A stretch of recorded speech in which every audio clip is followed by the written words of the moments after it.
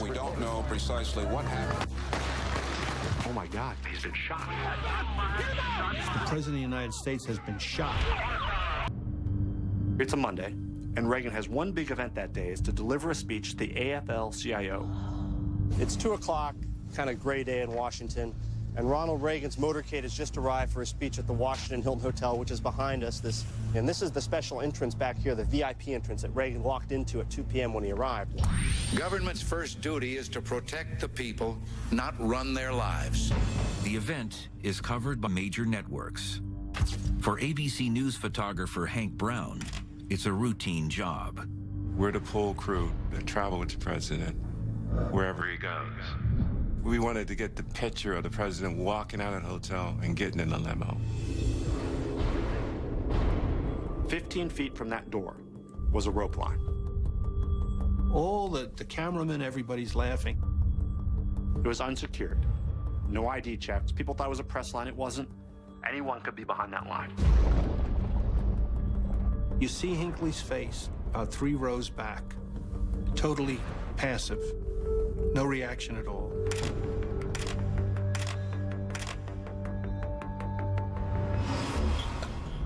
I got my camera up, aimed it at the door the president was coming out. I could see it through the viewfinder, even now. Reagan is walking towards his waiting limousine, the Secret Service surrounding him as he goes towards the car. Just 15 feet from him is John W. Hinckley, Jr. He pulls out his .22 caliber revolver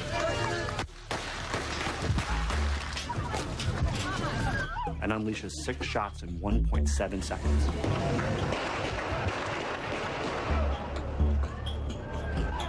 .7 seconds is the time it takes me to say 1.7 seconds. It's that fast.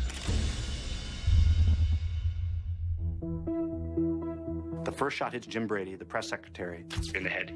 Brady is seen here between Reagan and Secret Service agent Jerry Parr.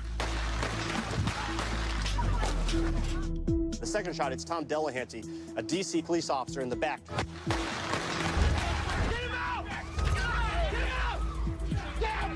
Third shot goes high, hits that building across the street right there.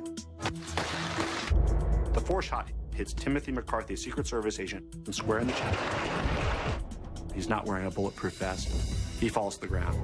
The fifth shot hits the armored, bulletproof window of the car as Reagan and Parr flash behind it, diving in. The sixth shot cracks across the driveway. No one knows where that sixth shot went until later they realize it slapped off the side of the car, slipped through a gap between the door and the door frame. Reagan starts complaining of pain in his back and his chest and his side. Not feeling so good. And just then, I coughed. And I had a handful of bright red, frothy blood. Reagan is in surgery. The suspect, John W. Hinckley, Jr. of Evergreen, Colorado, is being questioned. He admitted who he was. He made no attempt to hide who he was. The FBI and Secret Service have 2 questions. Why did he do it? And did he act alone? He said to them at the time, "You'll understand why I did this when you see my room." According to sources, John Hinckley Jr., the accused gunman, may have tried to kill Mr. Reagan because of an infatuation with a young actress.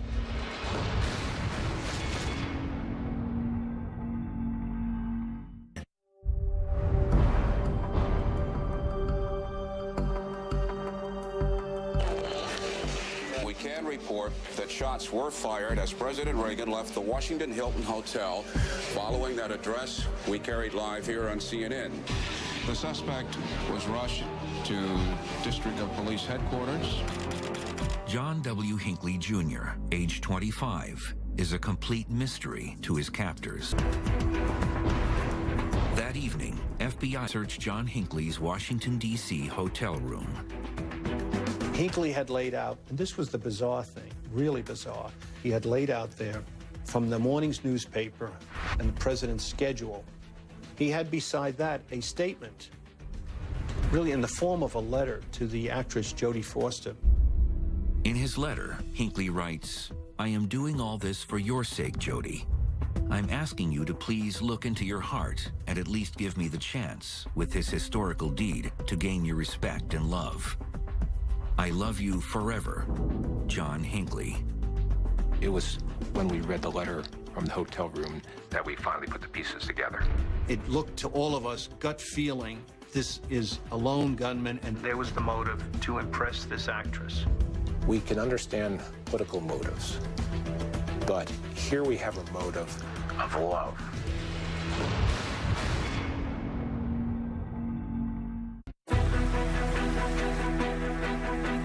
President Reagan had just delivered a fairly well-received speech at the Hilton Washington Hotel. Then shots. Within 24 hours of the assassination attempt, the FBI and Secret Service are digging deeply into John Hinckley Jr.'s background.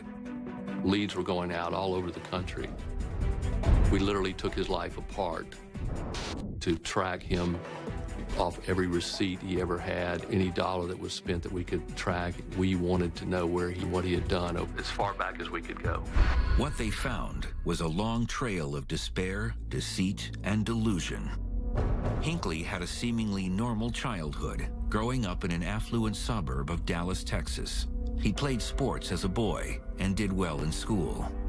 But as he grew older, Hinckley began to withdraw. His parents chalked it up to shyness. From the time Hinckley graduated from this high school, Highland Park, in the Dallas area in 1973, until his arrest, there was also a personality change.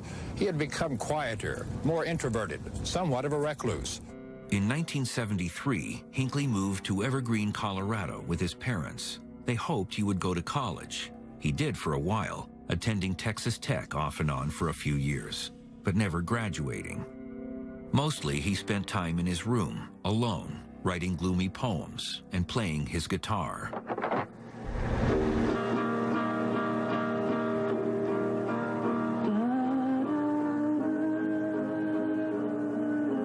He dreamed of being a songwriter, a musician. And so for a summer, he spent some amount of time out in LA, pretending he was going to sell his music to companies and all that stuff. He certainly had a grandiose view of himself, an exaggerated view of his accomplishments as a composer and as a musician. But he didn't do anything. He sat and watched TV in his apartment. He didn't go anywhere. He seemed like, in a sense, a lost soul. You know, he goes out to Hollywood expecting something and just ends up in a room by himself and going to see this movie over and over. The Taxi Driver movie. The Taxi Driver movie. Investigators soon realized that the movie Taxi Driver is a central influence on Hinckley's life. So much that Hinckley even adopts the persona of the lead character, played by Robert De Niro, a disturbed Vietnam vet named Travis Bickle. Hinckley begins dressing in army fatigues, like Bickle. He begins drinking peach brandy, like Bickle. And he becomes obsessed with guns and assassination, like Bickle. He saw that movie 15 times, Taxi Driver, a very violent movie. And he becomes obsessed with Jodie Foster in this movie. Jodie Foster plays a 12-year-old prostitute named Iris.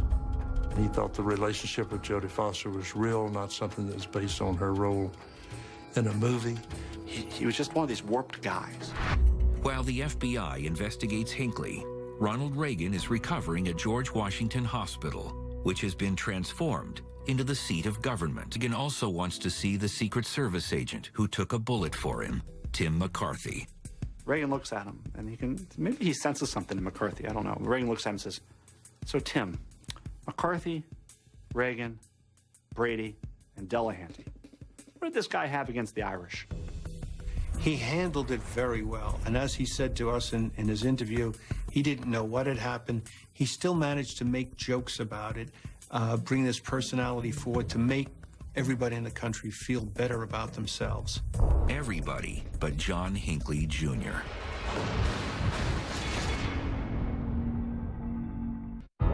In this hour, John Hinckley Jr. pleads not guilty to charges he tried to kill President Reagan, and both his lawyer and the government agree he is competent to stand trial.